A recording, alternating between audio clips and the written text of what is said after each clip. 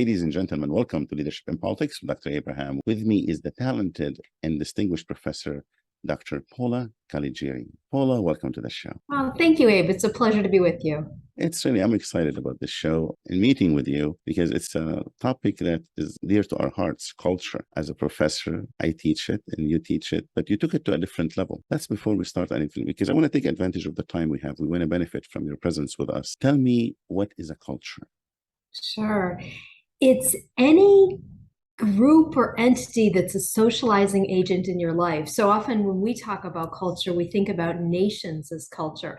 But in fact, that's not it, right? It's nation as a socializing agent, but we also have our educational system as a socializing agent, our family is a socializing agent, our religion, our background, our experiences, whether we were raised in a rural community and an urban environment, all of those things start to layer on and produce the norms and values that we espouse.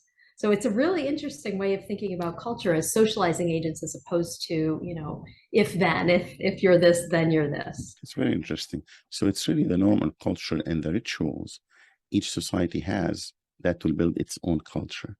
Absolutely. That's, and then they can become layered into what you perceive your own cultural values to be. And then you sustain it through other norms and traditions.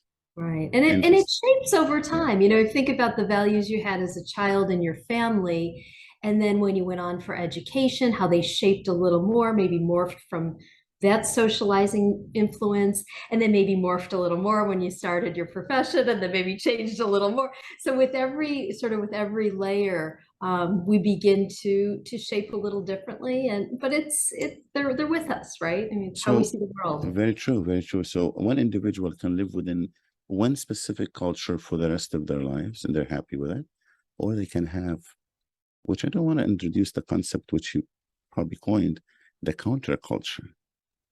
Yeah, take me into that. Now, so there's the culture, and I'm happy with my culture, happy business-wise, happy social life. And then there's the counterculture, especially now it's a global world. You have different cultures. You really have to be multicultural, not only one.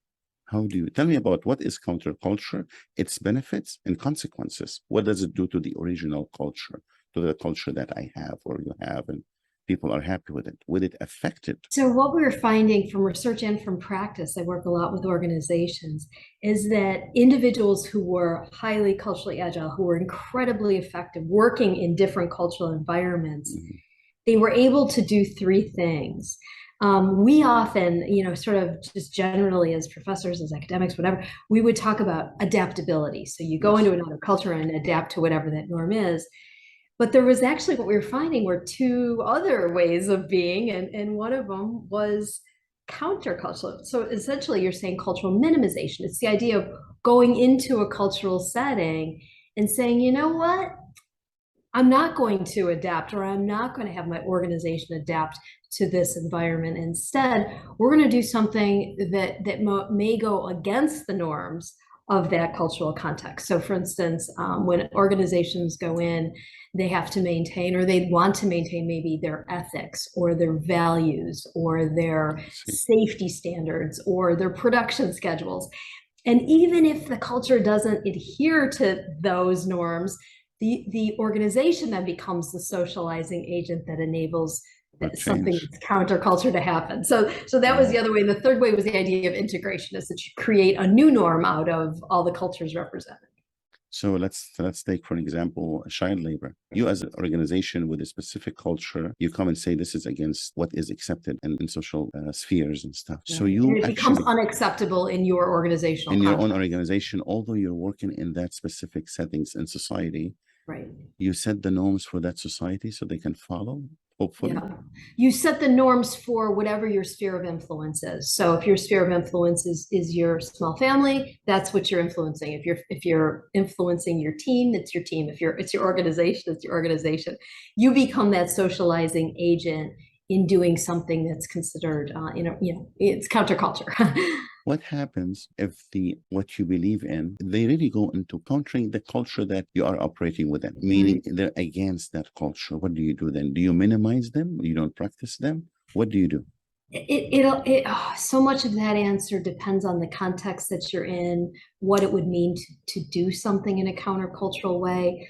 I don't want to give it a glib answer, except to say let's take an easy example. I'm a very informal, accessible kind of person. If I go into a culture that I know is very formal, very hierarchical, and I'm just easy and acceptable and smiling and the whole bit, I know that I'll lose credibility. So I could say, but no, my authenticity is that I'm warm, I'm accessible, I'm friendly, and you could say, okay, well, you can do it that way, or you can adhere to your credibility and have the influence you need in order to do what you need to do. So that's kind of an easy example. You could certainly go into much more challenging ones like the one you named, child labor. Well, it's Yes, acceptable and our vendor is doing it. Well, okay, it's non-negotiable. I don't want that for my organization. And you might lose the vendor, right? I mean, so that's a yes, very yes. different, it's a very, very different example. But a lot But of these require understanding of context, understanding a goal, understanding choice, what's acceptable, maybe moving a little bit, but not all the way to an extreme.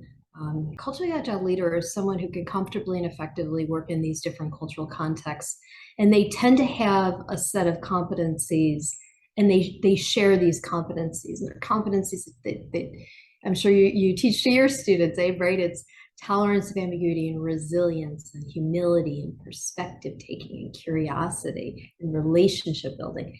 What we found is that individuals with those competencies are better able to determine to go into a situation and identify when one really does need to adapt, when they can minimize, and when they need to integrate cultural differences. That's been really for me one of the most interesting parts about this research and practice. now let's talk about dual culture. What is that? Sure. So when you have a dual cultural, it basically means that you're able to operate with multiple set of norms. So I'll just use my own example. My parents were from Italy. In the household, we were raised with some socializing agents that were from what they remember as children, so a little more Italian. But I was raised very much as an American. When I'm in Italy, my sort of being a little more bicultural, I can operate a bit more with my Italian norms. So Yeah. I'll start to translate the world that I'm seeing, the situations that I'm seeing, the environment that I'm seeing through one set of eyes, mine, but with my Italian lens. But when I'm back in the US, I could interpret a situation through an American eyes. So people who have sort of this dual ability, if you will, so they become functionally bicultural, they're able to kind of shift their sort of normative expectations and the ability to interpret within a different environment. Is this something to do with personality or traits for someone to be able to adapt to those two? So it's interesting, those competencies that I named, the resilience, perspective taking, humility, and the like, every competency, so whatever competency we're talking about, essentially has a recipe. Okay. And every bit of that, each recipe has a portion of the recipe that's relatively immutable, relatively hardwired, based on the way our bodies handle serotonin and dopamine, based on how those serotonin and dopamine bubble up to our dispositional traits, our personality traits. So some people, so those competencies, right, have a portion that's kind of relatively stable, but a whole lot of variance that we understand that you can develop and change and grow and expand and learn.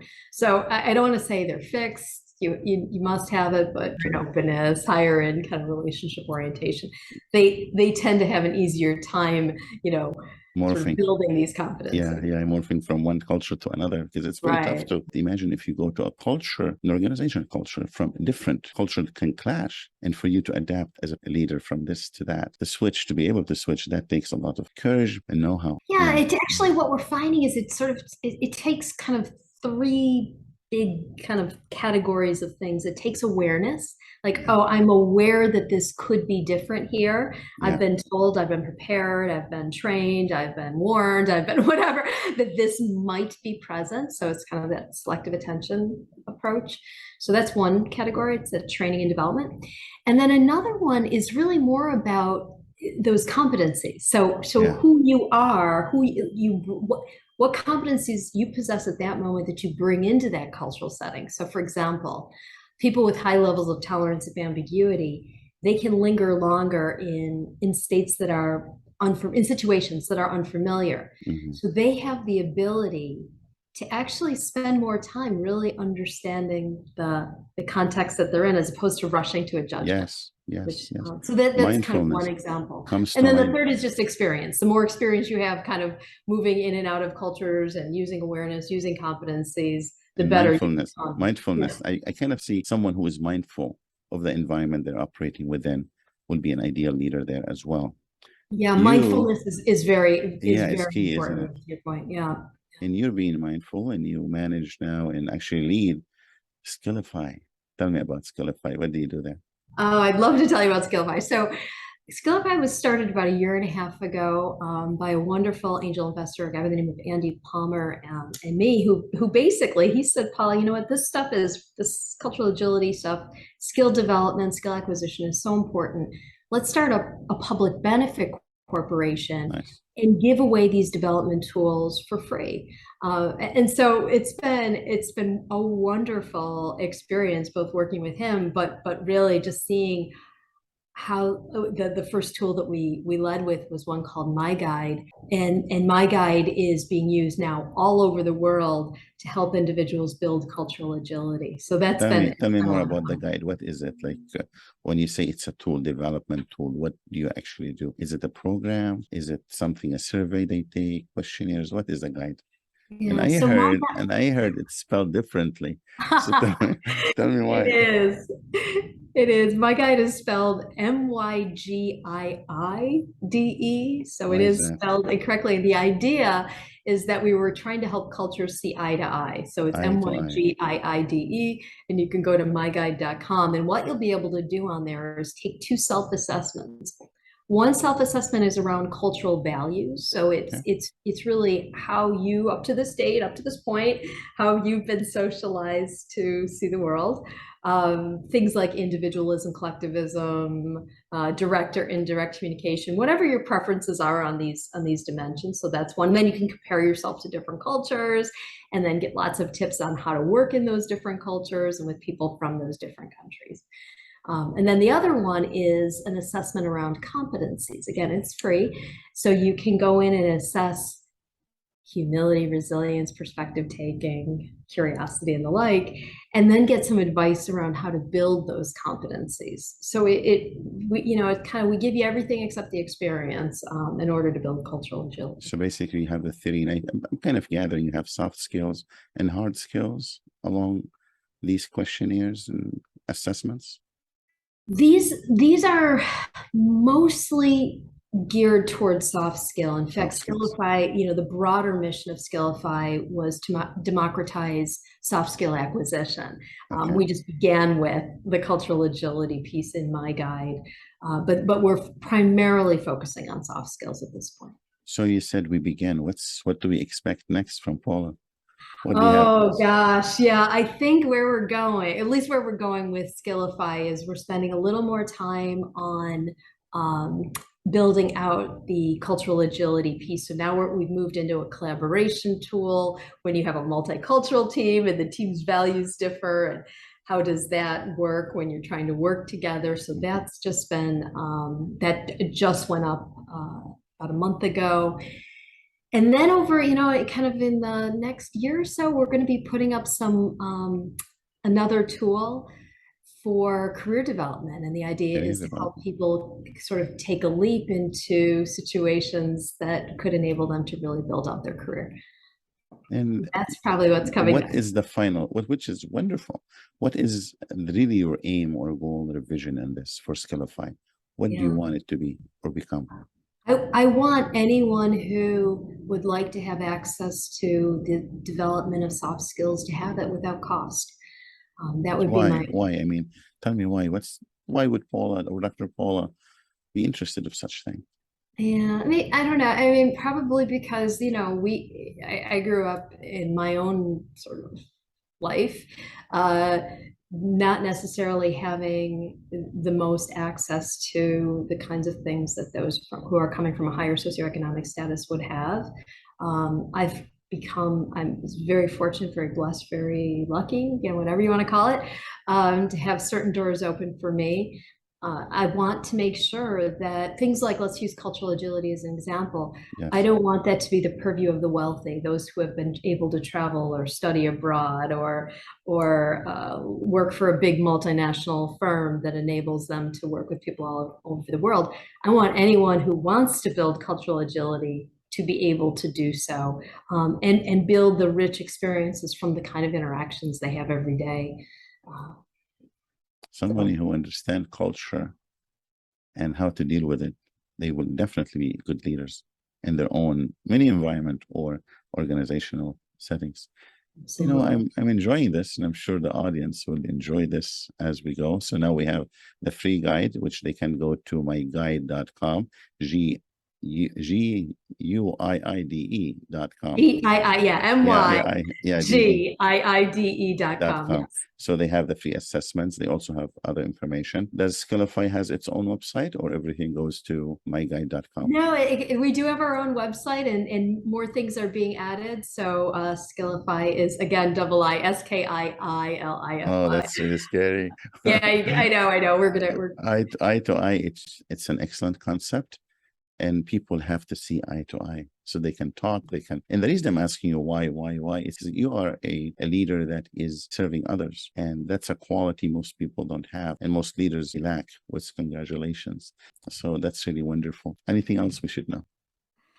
No, except that, this information, we try to put as much out as we possibly can on through LinkedIn, and we're always adding new information onto my guide. So I would encourage your viewers, your listeners to engage with us. Thank you so much for coming. My pleasure. Thank you.